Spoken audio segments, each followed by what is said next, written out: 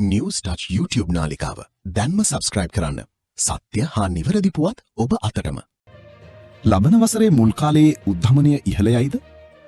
ලබන වසරේ මුල් කාලයේ දක්වා අපේක්ෂිත උද්ධමනය මීට පෙර සඳහන් කළ අගයන්ට වඩා ඉහළ මට්ටමක පවතිනු ඇති බව මහ බැංකුව මුදල් ප්‍රතිපත්ති වාර්තාව පෙන්වා දෙනවා. මේ වසරේ දෙවැනි කාර්තුවේදී එය පුරෝකථනය කළ මට්ටමට වඩා ඉහළ අගයකට පැමිණියා. ජූලි මාසයේදී මෙරට උද්ධමන අනුපාතය දැක්වුණේ 7.3% ලෙසයි. බලශක්ති මිල ගණන් සහ ඉහළ ආහාර මිල ගණන් මෙම තත්වයට හේතු වී තිබුණා. ගොඩගැසුණු රස පරීක්ෂක වාර්තා 9000ක කටයුතු මේ මාස අවසන් කිරීමට පියවර. ගොඩගැසුණු රස පරීක්ෂක වාර්තා 9000ක කටයුතු මේ මාසය තුල අවසන් කිරීමට පියවර ගන්නා බව මහජන ආරක්ෂක අමාත්‍ය ආනන්ද විජේපාල පවසනවා. මෙම කටයුතු ජනාධිපතිවරයාගේ මැදිහත් වීමෙන් සිදු කරන බවයි අමාත්‍යවරයා සඳහන් කළේ. අද දින අමාත්‍යවරයා දලුපොත පල්ලම්සීන බන්ධනාගාරය වෙත පැමිණි අතර එම අවස්ථාවේදී මේ බව පැවසුවි. නීතිඥ සංගමය ජනපති සමග සාකච්ඡාවේ සම්පූර්ණ වීඩියෝව ඉල්ලයි. ශ්‍රී ලංකා නීතිඥ සංගමය විසින් අගෝස්තු 12 වනිදා ජනාධිපතිවරයා සමග පැවති සාකච්ඡාවේ සම්පූර්ණ සංස්කරණය නොකළ වීඩියෝ පටිගත කිරීම ලබා දෙන ලෙසයි ජනාධිපති ලේකම් කාර්යාලයේ මාධ්‍ය ඒකකයෙන් ඉල්ලීමක් කර තිබෙනවා. අගෝස්තු 14 වනිදා යොමු කර ඇති ලිපියකින් නීතිඥ සංගමය සඳහන් කර ඇත්තේ එම සාකච්ඡාවට අදාළ වීඩියෝ පටයේ කොටසක් Taman වෙත ලැබී ඇති නමුත් එය සම්පූර්ණ පටිගත කිරීම නොවන බවයි. එම වීඩියෝ පටයෙන් ලබා දී ඇත්තේ මූලික සාකච්ඡාවේ කොටසක් පමණක් වන අතර ඇතැම් කොටස්වල ශබ්දයද පැහැදිලි නොවන බව නීතිඥ සංගමය පෙන්වා දී තිබෙනවා. ඊ අනුව සාකච්ඡාව පුරා සිදු වූ සියලු අදහස් දැක්වීම්, නිරීක්ෂණ, ප්‍රතිචාර සහ නීතිඥ සංගමයේ නියෝජිත පිරිස විසින් අවසානයේ සිදු කළ ප්‍රකාශ ඇතුළත් සම්පූර්ණ සංස්කරණය නොකළ වීඩියෝ පටිගත කිරීම ලබා දෙන ලෙසයි ඔවුන් ඉල්ලීමක් කර ඇත්තේ. එම වීඩියෝ පටය හැකි ඉහළම ශ්‍රව්‍ය හා දෘශ්‍ය ගුණාත්මක තත්වයෙන් ලබා දෙන ලෙසද ශ්‍රී ලංකා නීතිඥ සංගමය ඉල්ලා තිබෙනවා. ඉතිරි වීඩියෝත් ළඟදීම දෙනවා. ජනාධිපති මාධ්‍යංශයෙන් නීතිඥ සංගමයට පොරොන්දුවක්. පසුගිය අගෝස්තු 12 වන දින ජනපතිවරයා සමග පවත්වන ලද රැස්වීමේ සම්පූර්ණ වීඩියෝ පටිගත කිරීම ලබා දෙන ලෙස ශ්‍රී ලංකා නීතිඥ සංගමේ නායකයා විසින් කරන ලද ඉල්ලීමට ප්‍රතිචාර දක්වමින් ජනාධිපති කාර්යාලයේ නිල ලිපියක් යොමු කර තිබෙනවා. ජනාධිපති මාධ්‍යංශයේ අධ්‍යක්ෂ ජනරාල් ප්‍රසන්න පෙරේරාගේ අත්සනින් යුතුව යොමු කර ඇති මෙම ලිපිය මගින් සඳහන් කර ඇත්තේ ශ්‍රී ලංකා නීතිඥ සංගමේ සභාපතිවරයා විසින් කරන ලද නිල ප්‍රකාශවල සංස්කරණය නොකළ අන්එඩිටඩ් වීඩියෝ පටිගත කිරීම අගෝස්තු 12 වන දිනම එම සංගමය වෙත ලබා දී ඇති බවයි. එමින්ම රැස්වීමට සහභාගී වූ අනිකුත් පාර්ශවයන්ගේ අදහස් දැක්වීම සහ අදහස් දැක්වීම ඇතුළත් පටිගත කිරීම අදාළ නිල ක්‍රියාපටිපාටීන්ට යටත්ව ඉදිරියේදී හැකි ඉක්මනින් ලබා දීමට කටයුතු කරන බවද අධ්‍යක්ෂ ජනරාල්වරයා සඳහන් කරනවා.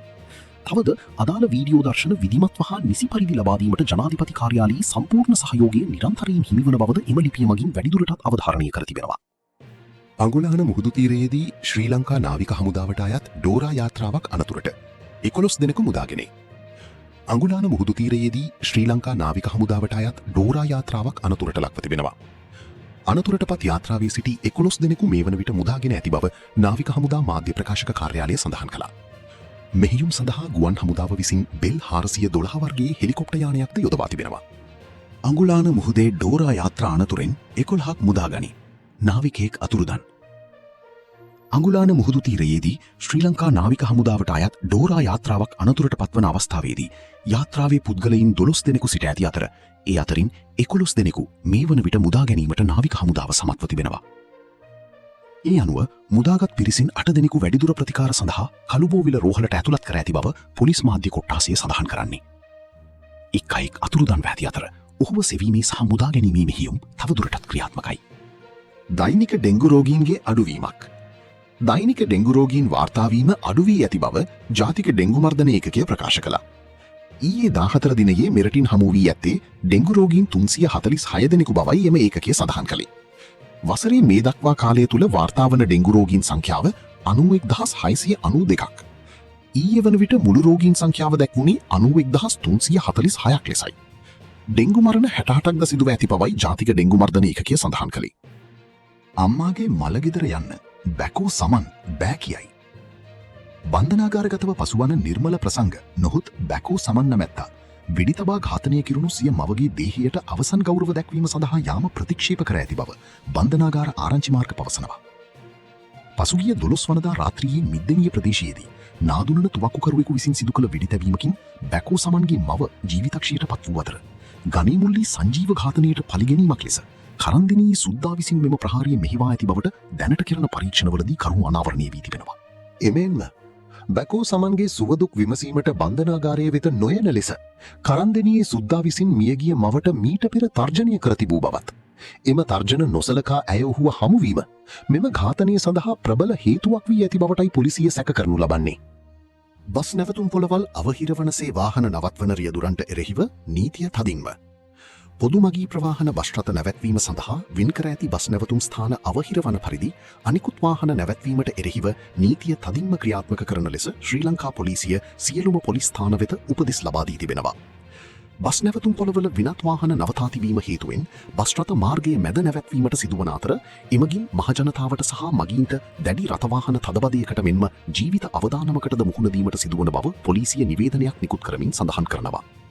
විශේෂයෙන්ම ආබාධිත පුද්ගලයන් සඳහා රෝදපුටු මගින් ගමන් කළ හැකි නවීන බස් රථ හඳුන්වා දී ඇති පසුබිමක බස් නැවතුම් පොළවල් අවහිරවීම නිසා එම පුද්ගලයන්ට මෙන්ම සාමාන්‍ය මගීන්ටද බස් රථවලට නැගීමේදී සහ බැසීමේදී දැඩි අනතුරුදායක තත්ත්වයන්ට මුහුණ පෑමට සිදුවන බවයි පොලිසිය පවසන්නේ. මේ සම්බන්ධයෙන් නිකුත් කර ඇති විශේෂ ගැසට් පත්‍රයට අනුව සාමාන්‍ය බස් නැවතුම් පොළක බස් ස්ටොප් ළඟාවීමට මීටර් 30ක ඇතුළත සහ පිටවන දෙසින් මීටර් 15ක ඇතුළත වෙනත් වාහන නැවතීම තහනම් වෙනවා. බස් නවාතැන් සහිත ස්ථානවල බස් බේස් ළඟාවන දෙසින් මීටර් 15ක් සහ පිටවන දෙසින් මීටර් 10ක් ඇතුළත වෙනත් වාහන නවතා තිබීම තහනම් කර තිබෙනවා. ඒ අනුව මගී ජනතාවේ ආරක්ෂාව සහ සුරක්ෂිතභාවය තහවුරු කිරීම වෙනුවෙන් මෙම නීති රීති කඩ කරන රියදුරන්ට එරෙහිව දැඩි ලෙස නීතිය ක්‍රියාත්මක කරන බවයි පොලිස් මාධ්‍ය කොට්ටාසිය වැඩිදුරටත් සඳහන් කරන්නේ. දිට්වාට හානි වූ යටිතල පහසුකම් ප්‍රතිසංස්කරණය ගැන අගමැති ප්‍රධානත්වයෙන් සාකච්ඡාවක්. රීබිල්ඩිං ශ්‍රී ලංකා ජනාධිපති කාර්යසාධක බලකාය අග්‍රාමාත්‍ය ආචාර්ය හරිනි අමරසූරියගේ ප්‍රධානත්වයෙන් ජනාධිපති කාර්යාලයේදී රැස් වුණා. දිට්වා ආපදාවෙන් හානියට පත් යටිතල පහසුකම් යළි ගොඩනැගීමේ ගිවිසුම්ගත ව්‍යාපෘති ප්‍රමාදවීම් පිළිබඳව මෙහිදී සාකච්ඡා වී තිබෙනවා. එමෙන්ම මේ වසරේ ව්‍යාපෘති ඉලක්ක සපුරා ගැනීමට ඇතිව තිබෙන බාධා සම්බන්ධයෙන්ද මෙහිදී දීර්ඝ ලෙස සාකච්ඡා කළ බවයි ජනාධිපති මාධ්‍ය අංශය ප්‍රකාශ කළේ. දිට්වා ආපදාව හේතුවෙන් අර්ධහානියට පත් නිවාස 50,554ක් වෙනුවෙන් රුපියල් මිලියන 13,505ද පූර්ණ හානියට පත් නිවාස 4,918ක් සඳහා රුපියල් මිලියන 11,510ක්ද මේ වන විටත් ලබා දී ඇති බව සාකච්ඡාවේදී හෙළි වුණා. වියලි කාලගුණයෙන් 68,000කට දැනටමත් පීඩා. පවතින වියලි කාලගුණ තත්වයෙන් දිවයින පුරා පුද්ගලයන් 68,041 දෙනෙකු පීඩාවට පත්ව ඇති බව ජාතික ආපදා සහන සේවා මධ්‍යස්ථානය පවසනවා. දිස්ත්‍රික්ක 4ක ග්‍රාම නිලධාරි වසම් 17ක ජනතාව මෙලෙස පීඩාවට පත්ව සිටින බවයි. ඇතැම් ප්‍රදේශවල මේ වන විට පානීය ජලහිඟයක්ද පවතින අතර කෘෂි කර්මාන්තයට මෙන්ම දෛනික ජනජීවිතයටද උද්ගතව ඇත්තේ ගැටලුකාරී තත්වයක්. පොළොන්නරුව හිඟුරක් ගොඩ හතරැස් කොටුව මාකුලා වැව සිඳියාමත් සමග එම ගම්වාසීන්ද දැඩි දුෂ්කරතාවට පත්ව සිටිනවා. එසේම මිහින්තලේ ප්‍රදේශයට පවතින අධික වියලි කාලගුණයේ හේතුවෙන් මිහින්තලේ පුනා වැව, සුරුක්කුලම වැව, කෝන් වැව සහ විරුප්පන්කුලම පන්සල් වැව ආදී වැව්වල ජලය සිඳියාම ආරම්භ වී ඇති බවද මේ අතර අද දිනේදී දිවයිනේ වැඩිම උෂ්ණත්වය වාර්තා වුණේ පොළොන්නරුව ප්‍රදේශයේ. මඩකලපුව, මොනරාගල, රත්නපුර සහ අම්පාර දිස්ත්‍රික්කවල පානීය ජල ගැටලු පවතින ප්‍රදේශවලට බවුසර් මගින් ජලය බෙදා හැරීමේ කටයුතු සිදු කරන බව නිවාස, ඉදිකිරීම සහ ජල සම්පාදන නියෝජ්‍ය අමාත්‍ය සුසිල් රණසිංහ පවසනවා. එවන් පසුබිමක රාගම වෛද්‍ය පීඨයේ ළමා හා යොවුන් මනස පිළිබඳ විශේෂඥ වෛද්‍ය මහාචාර්ය බියුරු චන්ද්‍රදාස පවසන්නේ පවතින උණුසුම් කාලගුණ තත්ත්වයත් සමග විෂාදීය වැනි රෝග උත්සන්න වීමේ හැකියාවක්ද පවතින බවයි. මේ අතර එල්නිනෝ තත්ත්වය ඇතුළු දේශගුණික විපර්යාසවලට මුහුණ දීමට පූර්ව සූදානම් පාලන ක්‍රමවේදයක් අවශ්‍ය බව ශ්‍රී ලංකා දේශගුණීය පිළිබඳ පාර්ලිමේන්තු සංසදයේදී අවධාරණය කෙරුණා. මෙම සාකච්ඡාවට විපක්ෂ නායක සජිත් ප්‍රේමදාස, පාර්ලිමේන්තු මන්ත්‍රී මහාචාර්ය එල්.එම්. අබේවික්‍රම ඇතුළු පිරිසක් එක්ව සිටි අතර මෙම රැස්වීමේදී දේශගුණික විපර්යාස වන එල්නිනෝ තත්ත්වය, කෘෂි කර්මාන්තය, ජල කළමනාකරණය, වනජීවි සංරක්ෂණය, අලිමිනිස් ගැටුම, ආපදා කළමනාකරණය සහ පාරිසරික කළමනාකරණය ඇතුළු කරුණු රැසක් පිළිබඳව සාකච්ඡා වී තිබෙනවා. අලුත්ම පුවත්තරතුරු සමගින් අපි නැවතත් හමුවෙමු. අපව විශ්වාස කර අප සමග රැඳී සිටි ඔබට ස්තුතියි. තවදුරටත් අපගේ පුවත් සේවාව සමග සම්බන්ධ වීමට සබ්ස්ක්‍රයිබ් කර බෙල් අයිකන් එක ක්ලික් කරන්න.